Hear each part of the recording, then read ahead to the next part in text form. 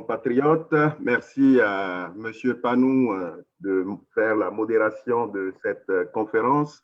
Je souhaite à tous et à toutes une bonne fête de l'indépendance et je suis heureux de prendre la parole ici pour discuter de pourquoi les projets échouent en Afrique et notamment au Bénin, notre pays d'origine, et comment en accroître les chances de réussite. Mais avant, je tenais à remercier Victor Kelomé et Charles Ezi qui ont bien voulu m'inviter pour cette conférence et bien sûr Monsieur Zinzalo et tous les membres du bureau de la coordination Nouveau Départ. Alors, puisque il y a pas mal de gens qui ne me connaissent pas ici, j'ai tenu à faire un peu comme Monsieur Gangbès et dire quelques mots sur qui je suis. Essentiellement, je suis professeur de carrière, donc professeur titulaire de gestion de projet à l'école de gestion Telfer, également affilié à l'école de développement international et de la mondialisation de la même université, l'Université d'Ottawa ici au Canada, ex-directeur de la maîtrise recherche en gestion de l'Université d'Ottawa. Et n'eût été du foutu coronavirus, j'aurais été actuellement à la Banque mondiale comme chercheur invité et réfléchissant donc ainsi à comment renforcer les systèmes de gestion de projet de la Banque mondiale. Je suis également professeur invité dans nombre d'écoles de gestion à travers le monde, donc, dont la France, l'école de gestion Schema. Et en septembre, je compterai à la Manchester Business School en Angleterre. Je suis aussi rédacteur en chef adjoint de la revue la plus cotée au monde en gestion de projet, l'International Journal of Project Management, et leader mondial de la recherche sur la gestion de projets de développement, par exemple les projets qui sont financés par la Banque mondiale. Je siège également très rapidement sur les conseils mondiaux les plus réputés en gestion de projet, notamment le Project Management Institute et l'International Project Management Association. Le PMI est basé aux États-Unis, l'IPMA est basé plutôt en Europe. J'ai enseigné dans différents pays, reçu des prix d'excellence très convoités, y compris décernés par ces associations professionnelles. Mes travaux sont parfois cités dans les notes conceptuelles de la Banque mondiale et je travaille de temps à autre comme consultant avec la Fondation, par exemple, pour le renforcement des capacités en Afrique et la Banque mondiale. Alors, voilà très rapidement mon profil. J'ai fréquenté le CGO Pierre et passé par l'INE avant de venir faire ma formation ici au Canada, notamment à la maîtrise comme au doctorat. Et ça fait 20 ans que j'enseigne en gestion de projet. Alors, le sujet dont j'aimerais discuter aujourd'hui, c'est, je vais le mettre sous forme de question, pourquoi les projets échouent en Afrique? Alors, d'entrée de jeu, je vais vous dire que l'Afrique n'a pas le monopole de l'échec des projets. Et quand je vous dis que l'Afrique n'a pas le monopole de l'échec des projets, c'est important parce que je sais très bien que la question de l'échec soulève pas mal de passions et pas mal de controverses, notamment en Afrique et certainement au Bénin. Et je le dis d'autorité puisque actuellement, je fais partie d'un débat et d'une controverse sur ce qui fait ou ce qui explique exactement les dépassements des coûts des grands projets. Et ce débat, je le fais avec nul autre que la sommité mondiale dans le domaine. Je veux parler, je suis universitaire, donc c'est ça mon métier. Dans la sommité mondiale dans le domaine, je veux nommer le professeur Ben Troubial de la Saïd Business School, l'école de gestion Saïd d'Oxford. Alors, très brièvement, le débat, c'est quoi? Est-ce que c'est plutôt les changements à l'envergure des projets qui expliquent les dépassements des coûts ou bien c'est cette tendance au suroptimisme des planificateurs de projets ou des concepteurs de projets ou tout simplement le mensonge stratégique? C'est l'art de faire paraître les projets sur papier, donc de les faire paraître bien sur papier, de les faire financer et puis finalement on se rend compte qu'on assiste à des dépassements de coûts faramineux et à des retombées qui sont largement en deçà des attentes. Donc ça c'est un débat par exemple qui a cours dans la revue phare du développement international et en gestion de projet. Et donc, il y a pas mal de controverses dans la communauté scientifique sur ces questions-là, et il y en a pas mal dans la communauté des praticiens. Et ça, ce débat se passe essentiellement en Occident, mais il touche bien sûr nos pays africains. Alors, étant au Canada, je sais très bien qu'il y a pas mal de projets qui ont foiré complètement, excusez-moi le terme, mais c'est le cas de le dire, qui ont foiré complètement ici. Je vais nommer par exemple le projet du système de modernisation du système de paye de la fonction publique canadienne, du gouvernement fédéral. Ça a foiré complètement. On n'a pas encore trouvé la solution jusqu'à aujourd'hui. Et ça fait des milliards qu'on a investis et des milliards qui, finalement, n'ont rien donné. Donc, et ça, ce n'est pas pour faire plaisir au Premier ministre et puis au gouvernement en place actuellement, qui continue donc de se gratter la tête pour trouver des solutions. On a livré ici, par exemple, la passerelle de l'aéroport d'Ottawa, la ville de mon université, une passerelle piétonne, et on s'est rendu compte que, eh bien, la passerelle n'a pas pu passer le premier hiver. Et on a livré également le train léger sur rail, c'est un train de 2 milliards de dollars, toujours à Ottawa, et on s'est rendu compte que les trains avaient du mal avec les températures froides et hivernales du Canada. Donc, les ratés de la gestion de projet, c'est partout, dans tous les grands pays. Je publie sur les projets de transport, je publie sur les projets de construction, je publie sur les projets de TI, je publie sur les projets de développement international. Il y en a partout. Mais faisons attention, ce n'est pas une raison pour que mes compatriotes béninois et puis mes compatriotes africains puissent aller se bomber le torse et dire, voilà, les projets ont échoué en Afrique, mais d'ailleurs, ils échouent partout. Attention, je vais émettre ici une mise en garde avant donc de discuter des raisons et des facteurs qui font l'échec des projets. Ma mise en garde, elle est la suivante. Eh bien, quand un grand projet échoue, et je suis sûr que l'orateur qui m'a précédé, M. Gambès, il sera d'accord avec moi, quand un grand projet échoue en Afrique, prenons par exemple l'exemple du Bénin, ou la centrale Maria Gleta 1, par exemple, eh bien, c'est un projet de 60 millions d'euros, comme vous savez, donc 40 milliards de francs CFA.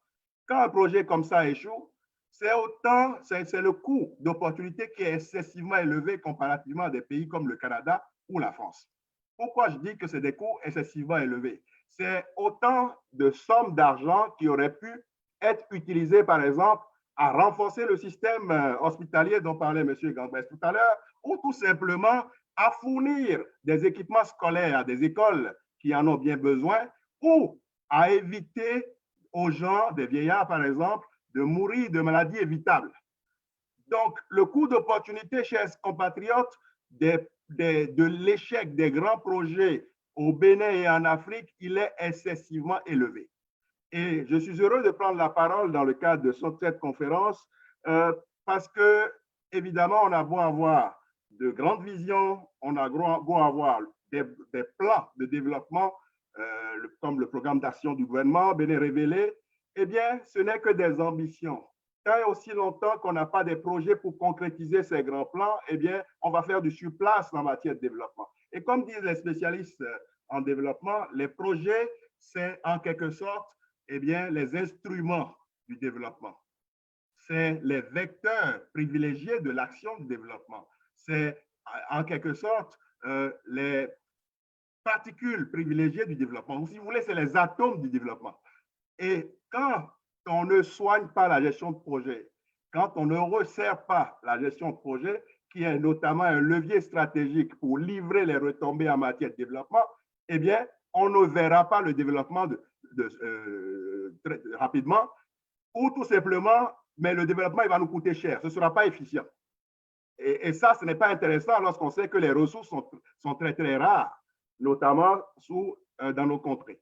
Alors, donc, comme je le disais tout à l'heure, la question de l'échec des projets soulève pas mal de passions, mais pour commencer, j'aimerais quand même qu'on regarde ce qui se passe un peu sur le continent africain de façon générale. Des projets, on l'a vu dans la présentation de M. Gambès et tout, il y en a partout. Il y en a pas mal et ils sont de plus en plus importants, et notamment de plus en plus importants en termes de valeur. Et si vous prenez, je n'aurai pas le temps de passer en revue tous les projets qui se passent sur le continent, bien évidemment, mais il y a une kyrielle de projets en cours. Je vais m'intéresser à quelques grands projets à titre d'exemple. Prenons par exemple le projet gazier qui a cours actuellement en Égypte, le West Nile Delta. C'est un projet de 12 milliards de dollars. C'est quand même, c'est un méga projet, je dirais même un giga projet si je considère la taille de l'économie égyptienne. Et je vais prendre un autre exemple, c'est le grand barrage Inga 3 qui est dans l'actualité actuellement, parce que c'est un projet qui coûte 14 milliards de dollars quand même. C'est un giga projet, notamment. Il y a le premier TGV de l'Afrique de l'Ouest au Nigeria, le TGV Tanger-Casa au Maroc qui coûte 2 milliards quand même. Donc, vous avez quand même pas mal de projets qui ont cours actuellement en Afrique. Et en ce qui concerne le Bénin, eh bien, je suis heureux que M. Gambès ait fait le boulot pour moi, donc je vais économiser du temps. Donc, qu'il s'agisse des grands projets comme la zone économique spéciale dont il a parlé, les projets d'asphaltage dont il a parlé, de traitement de déchets, de la capitainerie, ou encore des projets importants, phares du programme d'action du gouvernement Bénin Révélé. On a 8, par exemple, qui doivent se terminer avant le premier mandat donc, du président Talon. Et ces projets-là coûtent pas moins de 3 milliards d'euros. Je vais m'appesantir sur 3 exemples clés ici, et il a déjà parlé de 2, l'aéroport international Glodjigbe et la modernisation du port de Cotonou, et j'ajouterai, pourquoi pas, la boucle ferroviaire Cotonou-Parakou-Dosso-Niamey, qui est quand même, qui va coûter une bagatelle de 1 milliard 200 millions, 1 milliard 200 millions d'euros. Alors, c'est beaucoup d'argent qui sont investis dans le projet. Et quand on sait très bien, dans ces projets-là, excusez-moi, quand on sait très bien que le programme d'action du gouvernement, c'est 9 milliards de francs CFA. C'est énormément d'argent. La question que je posais dans une tribune que j'ai rédigée dans le Jeune Afrique en juin dernier, qui est intitulée « Quel grand projet pour l'Afrique post-coronavirus ?» Eh bien, la même question se pose ici. Est-ce que les contribuables en auront pour leur argent? Est-ce que les bénéficiaires en auront pour leur compte? Est-ce que les bailleurs de fonds en auront pour leur argent? Est-ce que les gouvernements vont amortir cet argent? Et surtout, est-ce que nous verrons les retombées de ces grands projets? C'est la question qui se pose. Et me poser la question, c'est y répondre. Si tant est que le passé est garant de l'avenir. Mais avant, le montant, le nombre de projets et le montant qui est dédié au projet, comme je le faisais remarquer dans ma tribune Jeune Afrique, eh bien, il va augmenter avant de diminuer avec le coronavirus. C'est la tendance qu'on observe dans le monde actuellement. Et le Bénin a investi pas moins que de 74 milliards de francs CFA dans la riposte sanitaire et économique liée à la crise liée au coronavirus. Et la Commission économique des Nations Unies pour l'Afrique plaide pour 100 milliards. L'Afrique du Sud, à elle seule, a investi ne serait-ce que 26 milliards, soit 10% de son budget annuel. Mais tous ces investissements vont d'une manière ou d'une autre passer par des projets. Et quel genre de projet en ce monde de pandémie? Eh bien, c'est la construction des hôpitaux, c'est la construction de centres de dépistage et c'est également des grands projets d'infrastructure. Donc, encore une fois, la question se pose, est-ce qu'on en aura pour notre argent? Eh bien, si le passé est garant de l'avenir, la réponse est, je dirais, assez décevante. Parce que la performance des projets, notamment des grands projets, elle est décevante. Le bras privé de la Banque mondiale, la Société financière internationale, estime qu'un projet sur 2 échoue en Afrique. Le professeur Andrew de l'Université Harvard considère que 50% des projets de politique publique échouent. Et quand on considère les projets de renforcement des capacités, le taux passe à 70%, parce qu'il y a pas mal de projets de renforcement de capacités à l'échelle des différents pays africains. Donc, le taux d'échec globalement donc, des projets de développement en Afrique dépasse les 50%. Quand vous regardez la performance de temps et de coût des projets, est-ce que les projets rentrent dans les délais? Est-ce que les projets sont livrés dans les coûts? Eh bien, les statistiques vont un dépassement, un retard moyen, c'est à peu près 17 mois si je m'en tiens par exemple aux données de la Banque asiatique de développement. Et je n'ai pas regardé les données de la Banque africaine de développement, mais je suis certain que les statistiques ne sont pas si différentes.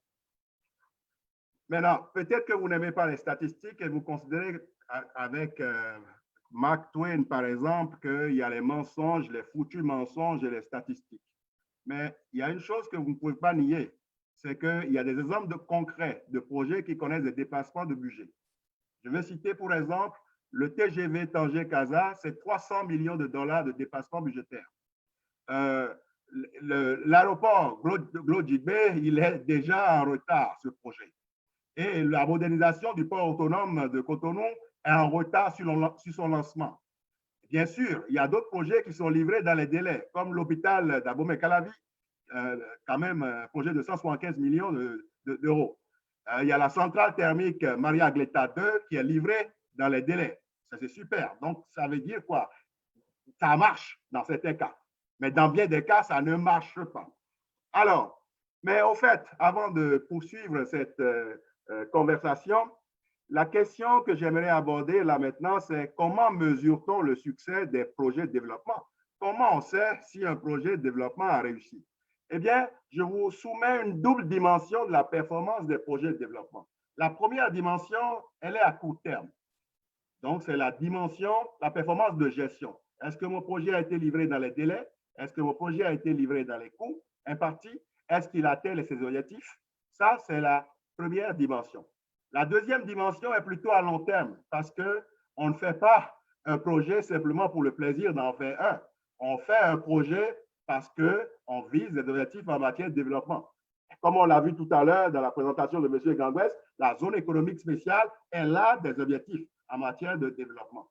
Donc, est-ce que ces objectifs en matière de développement vont être atteints? C'est ça que la dimension de la performance capte. Donc, en ce sens, ce qu'on mesure, c'est est-ce que le projet a satisfait les besoins du pays ou des bénéficiaires? Est-ce que le projet renforce nos capacités institutionnelles? Et surtout, est-ce que le projet va connaître des résultats qui vont se poursuivre dans le temps une fois qu'on l'a livré? Et là, ceux qui sont familiers excusez-moi, avec les critères d'évaluation de l'OCDE vont retrouver les critères familiers comme l'efficacité, l'efficience, la pertinence, l'impact et la durabilité. Dans mes travaux, j'ai validé ces critères et j'ai étudié pas moins de 200 projets de la Banque mondiale pour ce faire. Et c'est ainsi que j'arrive à faire ressortir clairement ces deux dimensions de la performance des projets. Je reviendrai sur ces deux dimensions un peu plus tard. Étant donné qu'il y a deux dimensions de la performance d'un projet de développement, et donc on sait qu'un projet peut être à court terme un échec et à long terme un succès. Ça veut dire quoi? Je peux gaffer au niveau des processus de gestion de projet, mais je peux livrer la marchandise en ce qui concerne le développement. Alors, je propose donc que la performance d'un projet de développement, eh bien, va certainement se retrouver dans l'un des 4 cadrans que je vais présenter dans les secondes à venir. Alors, il y a comme un paradoxe en gestion de projet. Comme je le disais tout à l'heure, on a des projets qui sont considérés comme des échecs à court terme, mais qui deviennent des succès retentissants à long terme. Et vice-versa, on a des projets qui sont considérés comme étant des réussites à court terme et qui deviennent des fiascos à long terme. Alors, prenons le premier cadran. Le premier cadran, c'est un projet qui a échoué à court terme.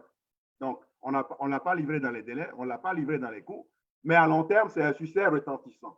C'est le cas, par exemple, du projet d'approvisionnement en eau, pour être très concret, de la ville de Ouaga, un projet qui a eu lieu de 2001 à 2007 et qui a eu un dépassement budgétaire de 60 millions de dollars, mais on a quand même pu approvisionner 90% de la ville en eau, ce qui est un grand succès.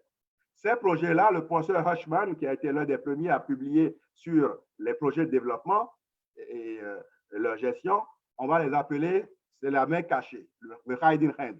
En d'autres termes, on sous-estime les délais, on sous-estime les coûts, on sous-estime les efforts, on sous-estime les défis, mais finalement, on arrive à engranger un succès retentissant à long terme. Voilà pour le premier cadran, échec de gestion, mais grand succès du développement. Passons au deuxième cadran, succès de gestion, mais fiasco du développement. C'est le cas de l'Éloduc Tchad-Cameroun, un projet d'environ 4 milliards de dollars qui a été livré par le consortium piloté par la compagnie ExxonMobil. Ce projet a été livré dans les délais dans un pays comme le Tchad qui n'a pas de capacité de gestion de projet et certainement pas les moyens de réaliser techniquement un oléoduc aussi imposant. Mais si on peut considérer ça comme étant une grande réussite, et j'ajouterais d'ailleurs que les compagnies pétrolières ExxonMobil, Petronas, le malaisien, eh bien, sont rentrées dans leur fonds seulement après 3 ans. Donc, c'est un grand succès en matière d'investissement pour ces gens-là. Par contre, est-ce que les bénéficiaires en ont eu pour leur compte? La réponse est claire. La réponse est non. Le gouvernement est-il content de ce projet? La réponse est oui, parce que le gouvernement a pu utiliser les ressources du pétrole, donc la manne du pétrole, pour financer son réarmement et se débarrasser donc des rebelles qui frappaient à ses portes. Donc, le grand perdant de ce projet, ce n'est ni les investisseurs, ni le gouvernement, c'est toujours les bénéficiaires et les pauvres. Donc, vous voyez l'oléoduc Tchad-Cameroun, c'est un succès de gestion, mais un fiasco en matière de développement. Vous savez comment j'appelle les projets qui rentrent dans cette catégorie-là? Je les appelle, en utilisant une métaphore chirurgicale, le projet, excusez-moi, l'opération a été une réussite, mais le patient est mort. Donc, c'est comme ça que j'appelle ces projets. Donc, en matière de développement, je n'ai pas envie qu'on ait des patients qui meurent alors que l'opération chirurgicale a été une réussite. Donc, ça, c'est une catégorie qu'on n'a pas envie d'avoir en matière de développement. Eh bien, il y a un troisième cadran qui est ce que j'appelle le Saint Graal de tout chef de projet et de tout faiseur de politique publique et de tout gouvernement de façon générale. Eh bien, on aimerait tous que tous nos projets se retrouvent dans cette catégorie-là, qu'on les livre dans les délais, on les livre dans les coûts et qu'on atteigne les objectifs, que ce soit à court terme ou à long terme. C'est le Saint Graal de la gestion de projet. Il y a une quatrième catégorie qui est tout aussi intéressante et que tous les chefs de projet et tous les faiseurs de politique publique fuient comme la peste. C'est les projets qui sont des échecs de gestion, donc échecs à court terme, mais encore plus un fiasco à long terme. C'est le cas, par exemple, de la centrale Maria Aguilera dont je parlais tout à l'heure et tout. C'est également le cas donc du projet de hub commercial au Nigeria, un éléphant blanc de plus de 450 millions de dollars. Et ce qui se passe avec ces projets-là, c'est les fameux projets qu'on appelle souvent des éléphants blancs. C'est des projets qu'on pourrait considérer également comme étant des erreurs de planification. C'est des projets pour lesquels on a sous-estimé les délais, on a sous-estimé les coûts, on a sous-estimé l'effort nécessaire, on a sous-estimé les défis et on a surestimé les retombées. Du moins, c'est comme ça que le prix Nobel d'économie Daniel Kahneman les appelle. Et ça, cette catégorie-là, on va tenter donc de l'éviter. Donc, vous voyez déjà donc, la question du succès ou de la réussite des projets, la question de l'échec ou de la contre-performance des projets, eh bien, ce n'est pas une question banale, c'est une question complexe. Et je n'ai pas abordé le point de vue des parties prenantes, si ce n'est que de souligner que si on regardait la perspective des bénéficiaires de l'oléoduc, on verrait que les bénéficiaires ne seront pas satisfaits. Et si on regardait la perspective, par contre, d'ExxonMobil pour l'oléoduc Tchad-Cameroun, eux, ils sont hautement satisfaits. On regardait la perspective du gouvernement tchadien, ils sont dans une certaine mesure satisfaits, puisqu'ils ont pu utiliser la manne du pétrole et rester au pouvoir. Donc, vous voyez, la question des parties prenantes n'est jamais loin quand on aborde le succès des projets. Alors, faute de temps, je ne vais pas pouvoir creuser cette question du point de vue excessivement important des parties prenantes sur la performance d'un projet, mais je vais plutôt m'appesantir sur le menu du jour qui est justement pourquoi les projets de développement échouent. Eh bien, chers amis, j'aimerais vous soumettre qu'il y a des centaines de raisons pour lesquelles les projets de développement échouent. Que ces raisons soient reliées à la complexité, que ces raisons soient reliées à la politique ou à l'interférence politique, ou le manque de volonté politique, à la corruption, au manque de capacité, à l'incompétence, à l'inconnaissabilité donc du succès des projets ou de l'échec, eh bien, il y a des centaines de raisons. Alors, il ne sert à rien de lister toutes ces raisons-là parce que pour le praticien, eh bien, qui trop embrasse, mal étreint. S'il a 100 raisons ou 500 ou 400 raisons, eh bien, lesquels il va pouvoir finalement prioriser.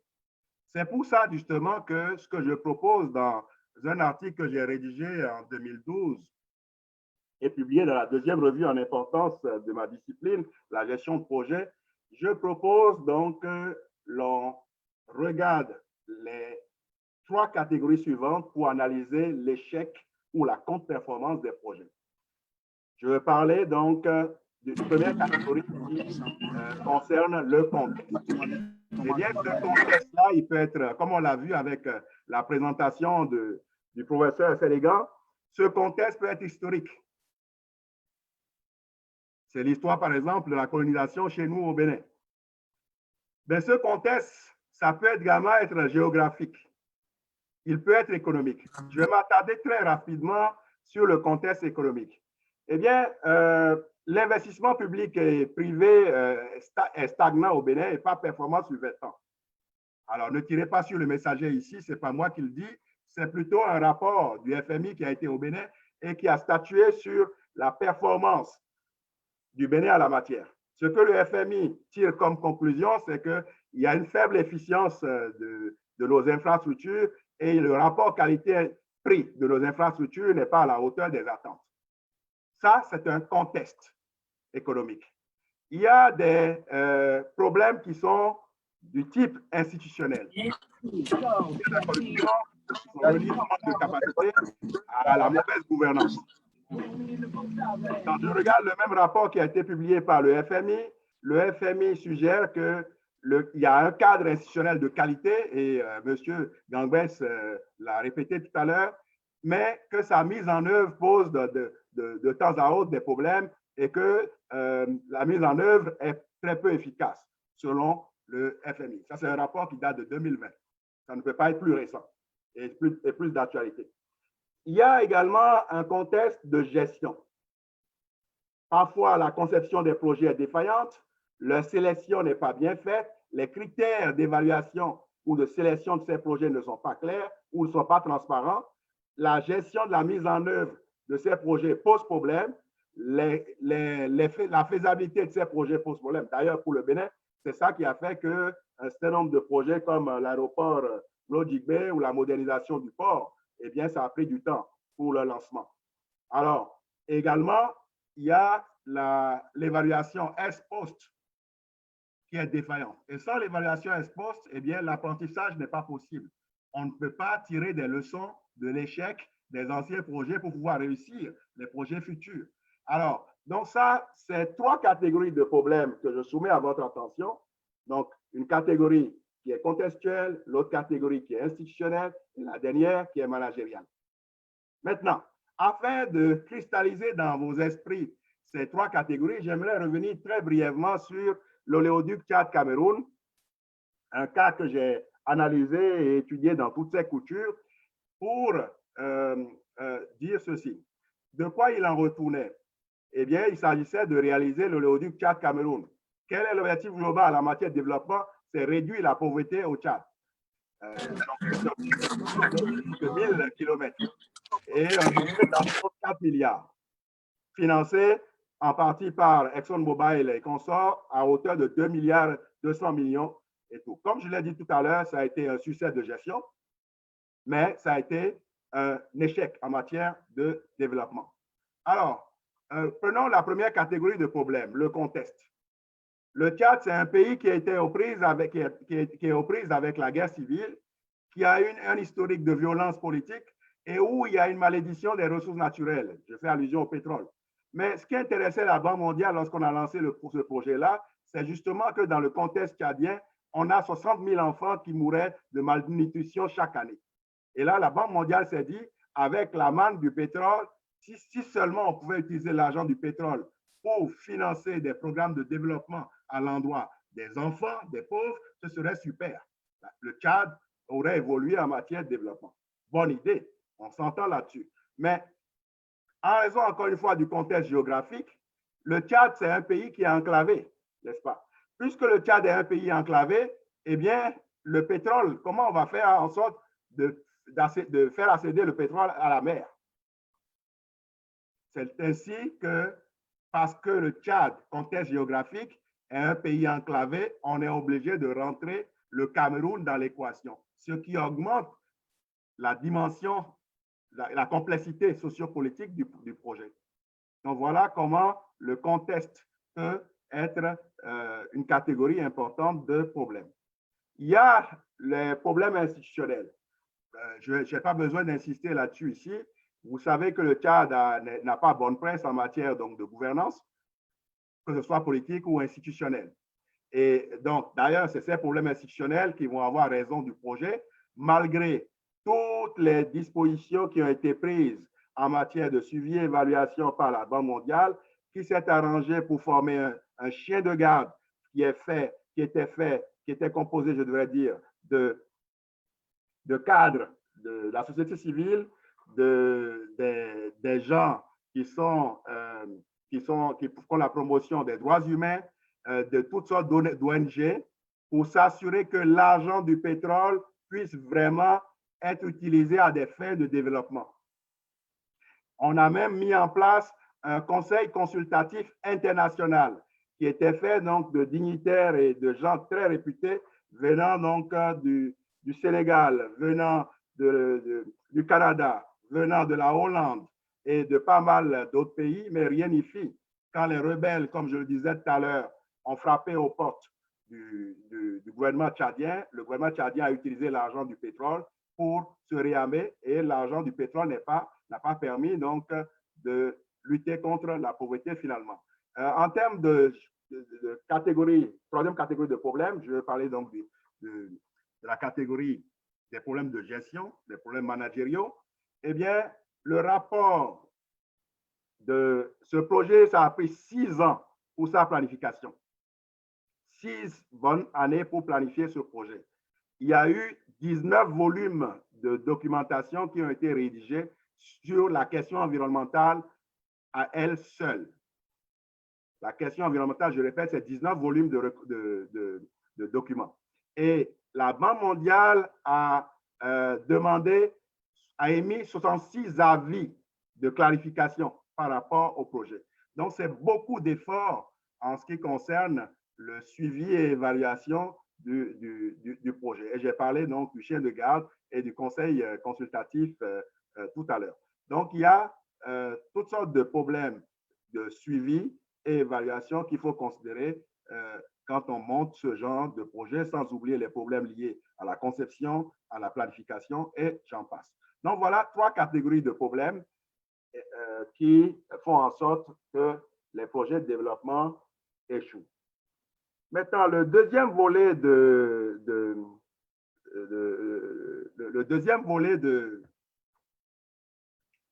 ma présentation, c'est justement comment faire pour accroître les chances de réussite des projets en Afrique.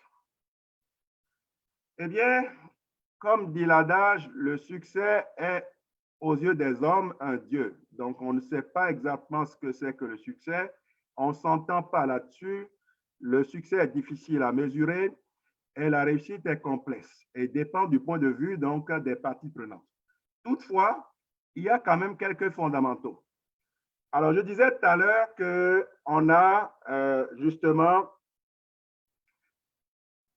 des centaines de raisons, des centaines de facteurs d'échec qui font que les projets de développement échouent et qu'il serait ardu et complexe d'affronter tous ces problèmes à la fois. Imaginez que vous êtes pompier et souvent le chef de projet, le chef d'un grand projet, il s'apparente notamment à un pompier. Donc, imaginez que vous êtes pompier et qu'il y a 4 maisons en feu dans la même rue, sur la même rue. Vous avez 4 maisons qui sont en feu. J'imagine donc que vous seul, comme pompier, vous ne pouvez pas vous mettre à sauver les 4 maisons à la fois. Donc, ça veut dire qu'il va falloir donc prioriser. C'est la même chose qu'il faudra faire pour ce qui concerne les problèmes de gestion de projet dans le contexte des grands projets.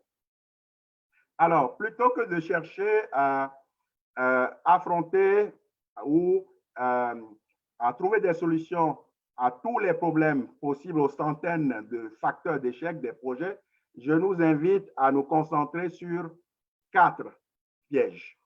Il y a le piège de l'universalisme, cette tendance à penser qu'un projet est un projet est un projet, quel que soit le contexte. Ainsi, parce que j'ai réussi des projets dans le domaine de la construction, donc dans l'immobilier par exemple, eh bien, je devais être à même de pouvoir réussir des projets de pays et utiliser la même boîte à outils en matière de conception et de planification, je veux dire, de suivi et évaluation. Et ça pose problème, cela. Ensuite, il y a toute la question de la gestion axée sur les résultats. Et la gestion axée sur les résultats, elle a une double fonction. La première fonction, c'est justement la gestion en vue de l'atteinte des résultats. Donc, on fait la promotion des retombées en matière de développement. Mais il y a l'autre fonction qui est plus populaire. C'est la fonction démonstrabilité des résultats ou suivi et évaluation. Ce qui se passe dans les faits, c'est qu'on fait des rapports de suivi et évaluation pour faire plaisir aux bailleurs de fonds qui adorent ces rapports-là et qui veulent dire ainsi aux différents gouvernements et à leurs administrateurs qu'ils sont en train de faire un bon travail en termes de gouvernance ou de suivi de l'utilisation des fonds. Eh bien, on fait des rapports et finalement, on n'est pas sur le terrain, on ne parle pas aux bénéficiaires, on ne parle pas aux parties prenantes et donc on n'est pas en train de créer de la valeur. Donc, la démonstrabilité des résultats devient un piège. Donc, la gestion axée sur les résultats, eh bien, à un moment donné, devient en quelque sorte un piège axé sur les résultats. Et donc, je vous soumets, donc, ça, c'est un deuxième piège qui devait attirer notre attention. Alors, le troisième piège, mais il est bien connu. La Banque mondiale ne fait-il pas, ne donne-t-il pas, ne finance-t-elle pas des formations dans le domaine du suivi et évaluation, de la gestion environnementale, dans la passation de marché dans nos pays. Pas plus tard, donc, il y a 3 mois, il y avait un avis pour ce genre de formation dans un pays comme la Guinée. Il y a un président qui disait donc que dans notre pays, il y avait un désert de compétences. Moi, je dis en matière de gestion de projet dans mon pays et notamment en Afrique, ça ne vaut pas seulement pour le Bénin, eh bien, il manque des capacités de gestion de projet. Et ces capacités de gestion de projet font en sorte que le renforcement des capacités dans nos pays est vraiment prépondérant. C'est excessivement important. Donc, quand les capacités de gestion de projet ne sont pas au rendez-vous, eh bien, c'est un piège pour la contre-performance des projets. Il y a toute la question de la culture, et ça concerne la diaspora. Ce n'est pas parce que j'ai livré des projets dans le secteur de l'énergie au Canada, aux États-Unis et en France que, eh bien, cette maîtrise technique suffit pour livrer les projets avec succès dans nos pays. Parce que la culture est différente, le contexte, comme je le disais tout à l'heure, est différent et les parties prenantes ont une culture différente. Il va y avoir des tensions, il va y avoir des conflits, il va y avoir de la communication à faire. Est-ce que je serai à mesure de m'adapter culturellement pour que mon projet puisse réussir? Parce que le projet, il se fait avec des hommes, pour des hommes et justement par des hommes et des femmes. Alors, donc, le piège culturel est toujours là et nous guette quand on doit livrer des projets avec succès. Alors, il ne suffit pas d'identifier les pièges. Encore faudrait-il proposer des façons pour les contrer. Eh bien, ces 4 pièges-là, faute de temps, je ne pourrais pas donc creuser davantage cet aspect donc, de la présentation, mais je vous dirais essentiellement ceci, très rapidement. Alors, contrer cette tendance à utiliser la même boîte à outils pour tous les projets, donc un marteau pour résoudre tous les problèmes, le même marteau ou le même outil pour tous les problèmes de construction, si vous voulez, eh bien, l'idée, c'est d'adapter la gestion de projet, comme je le faisais savoir donc, dans ma tribune publiée dans Jeune Afrique, c'est d'adapter la gestion de projet au contexte. On ne peut pas gérer un projet de la même façon au Bénin que en Afrique du Sud. On ne peut pas gérer un projet de la même façon au Bénin qu'en Côte d'Ivoire. Ça, ce n'est pas le même contexte.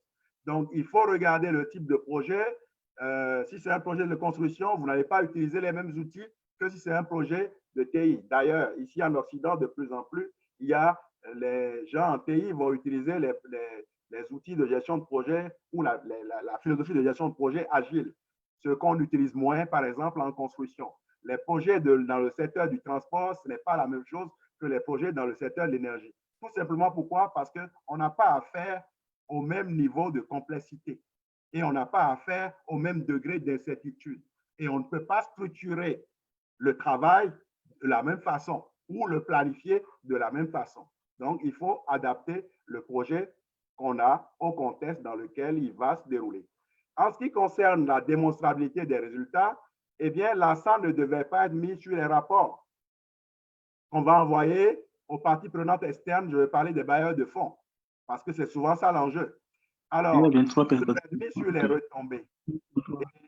Et malheureusement, ce qui se passe, c'est quoi? C'est que si vous ne maîtrisez pas le suivi et évaluation aujourd'hui, je donne des tas de formations dans le domaine de la gestion de projet, y compris du suivi et évaluation. Je fais de la consultation dans le domaine. Quand je vais en Afrique, l'une des premières choses, l'une des premières compétences que les gens recherchent, c'est le suivi et évaluation. Et c'est la même chose pour les bailleurs de fonds. Et qu'est-ce qu'on demande? On demande des gens qui sont experts dans le suivi et évaluation dans l'équipe. Mais ce qu'on oublie très souvent, c'est que l'accent devait être collectivement mis sur les retombées en matière de développement et non sur des plans détaillés ou des analyses coûts-avantages. Donc, j'aimerais donc qu'on recentre le discours sur la démonstrabilité des résultats et qu'on n'oublie pas l'autre aspect prépondérant ou l'autre fonction prépondérante de la gestion axée sur les résultats, qui est la gestion en vue de l'atteinte des résultats. Donc, n'oublions pas que le suivi et évaluation ou les rapports qu'on fait dans le cadre du projet, les 19 volumes de documentation dont je parlais dans le cadre de l'oléoduc Tchad-Cameroun, n'oublions pas que tout ça, c'est pour servir et promouvoir les objectifs de développement. Alors, le manque de capacité de gestion de projet, je dirais tout simplement, eh bien, pour contrer ce piège-là, il faut former les gens en gestion de projet, en conception, en étude de faisabilité, en suivi et évaluation et dans la livraison des projets. En ce qui concerne l'aspect culturel, eh bien, j'aurais pu faire toute une présentation sur l'aspect culturel, mais je dirais tout simplement qu'il faut adapter la gestion de projet au contexte culturel. Parce que le diagramme de Gantt, pour prendre un exemple très banal, qui est un outil séduisant et élégant, qui a une éternelle jeunesse malgré sa centaine d'années d'existence, eh bien, le diagramme de Gantt, il y a des théories de motivation derrière. Donc, lorsque vous livrez un projet dans les délais, on va vous donner des primes de performance. Eh bien, il y a toute une théorie de motivation qui permet justement de gérer les projets de cette façon avec une prime, par exemple, à la performance. Alors, est-ce que dans nos contrées, c'est les mêmes théories de motivation qui ont été développées en Occident et qui cadrent très bien avec un contexte comme celui américain, où l'argent est excessivement important? Est-ce que c'est ces mêmes théories qui ont droit de citer dans nos contrées? Donc, vous voyez très bien qu'on peut utiliser un outil banal comme le diagramme de Gantt, mais lorsqu'on le déploie dans le contexte africain, eh bien, il faudrait veiller à adapter notre style de gestion de projet à la culture. En ce sens, vous voyez, il y a toute la question des conflits et puis du ralliement des parties prenantes ou de l'engagement des parties prenantes. Prenons par exemple le projet du barrage Inga. Vous savez très bien qu'il y a des tensions entre les parties prenantes clés, comme dans le consortium, je veux dire, comme les Espagnols et les Espagnols et puis les Chinois. Les Chinois, eux, ils auraient voulu justement donc on divise le projet en deux, on fait l'étape de conception et après on fait l'étape de la réalisation. Les Espagnols proposaient justement qu'on scinde les deux. Eh bien, il y a des conflits entre les Espagnols et puis les Chinois. Mais le gouvernement de la RDC doit tenir compte de sa culture et de son contexte, des autres parties prenantes communiquer avec elles et essayer donc de résoudre les conflits. Aux dernières nouvelles, les Espagnols ont jeté l'éponge. Alors, comment on fait en sorte que dans l'engagement des parties prenantes, on tienne compte de nos cultures locales pour pouvoir régler les problèmes et permettre aux projets d'atteindre leurs objectifs. Alors, donc ça, c'est justement donc, mes propositions pour les 4 pièges. Alors, le temps est en train donc de s'écouler. Donc, je vais terminer cette présentation par quelques recommandations qui vont vous permettre de savoir quoi faire la prochaine fois quand vous vous embarquez donc dans un grand projet, notamment en Afrique. Il y a 10 questions que je soumets à votre attention. La première, c'est où et dans quel contexte? J'ai parlé des contextes tout à l'heure. Est-ce que c'est au Bénin que vous voulez faire votre projet? Est-ce que c'est au Rwanda? Est-ce que vous êtes bien conscient donc dans quel contexte votre projet va se dérouler? Ça, c'est une question fondamentale qu'on oublie. La deuxième, c'est pourquoi et pourquoi faire? Pourquoi, en un mot, pour dire quel est le besoin qui sous-tend ce projet-là? Donc, pourquoi fait-on ce projet? La deuxième question qui est connexe, c'est pourquoi faire? Dans quel but? Quels sont les objectifs en matière de développement? La troisième question touche les parties prenantes de ces projets, c'est-à-dire les bailleurs de fonds, les contribuables, les bénéficiaires, les équipes techniques, ainsi de suite. Pour qui et quelles attentes? Donc, le gouvernement de la RDC devait gérer les attentes donc, des Espagnols et les attentes du groupement chinois par rapport à la réalisation du grand barrage Inga 3. Alors, l'autre question touche à la faisabilité. Pouvons-nous le faire? Avons-nous les capacités techniques et de gestion pour y arriver? La cinquième question, c'est toute la question de l'analyse des options. Y a-t-il plusieurs façons d'y arriver? Je vais vous donner un exemple très simple. Vous voyez l'aéroport de Glodjibé. Le gouvernement aurait pu dire on garde l'aéroport de Kadéoum, on le garde et on en crée un deuxième.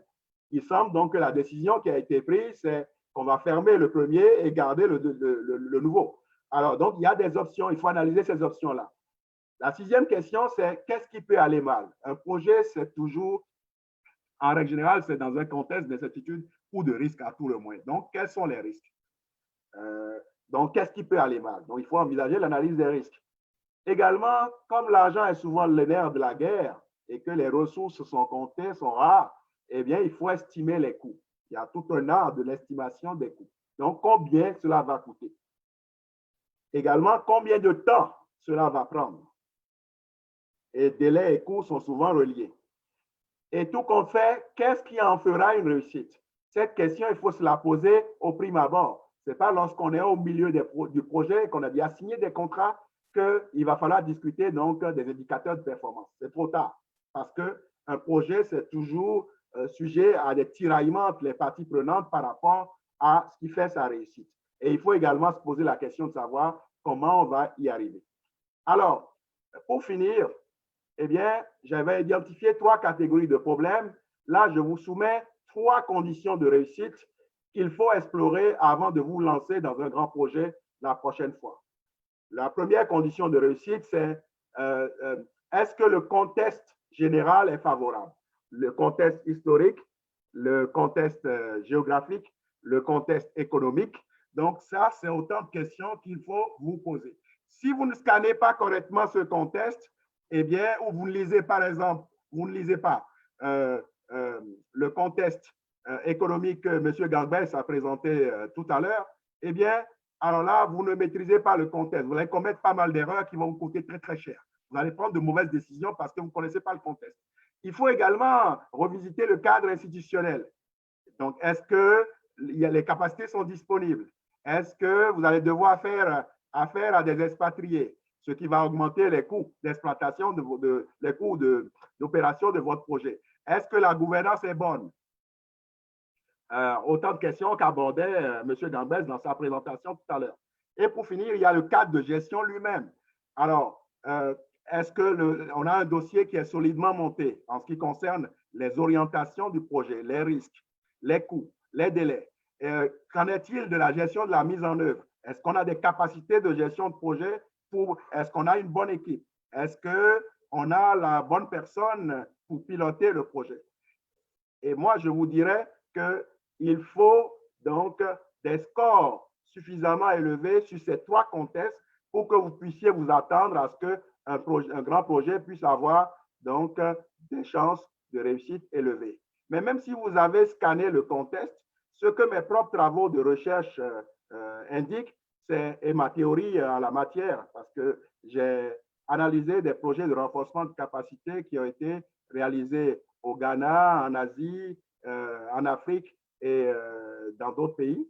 Et je suis arrivé à la théorie suivante, à l'hypothèse théorique suivante, c'est qu'il vous faut des niveaux élevés de ralliement et d'engagement de plusieurs parties prenantes, des niveaux élevés de collaboration, un alignement au niveau des objectifs et des intérêts de ces parties prenantes et de l'adaptation, parce qu'il y a toutes sortes de choses qui peuvent arriver en cours de chemin, et donc il faut être suffisamment agile pour s'adapter au contexte du projet pour pouvoir réussir un projet. Donc, ma théorie, c'est quoi? C'est que si vous voulez réussir des grands projets, il faut vous assurer d'avoir ces trois contextes-là, le contexte général, le cadre institutionnel, le cadre de gestion qui soit favorable, mais encore plus, il faut que vous ayez un niveau élevé de ralliement et d'engagement de plusieurs parties prenantes, un niveau élevé de collaboration au sein de votre équipe de gestion, un niveau élevé d'alignement stratégique du projet et un niveau élevé d'adaptation en cours d'exécution du projet pour pouvoir prétendre à la réussite. Donc, enfin, je vous dirais, comme Molière, que le chemin est long du projet à la chose.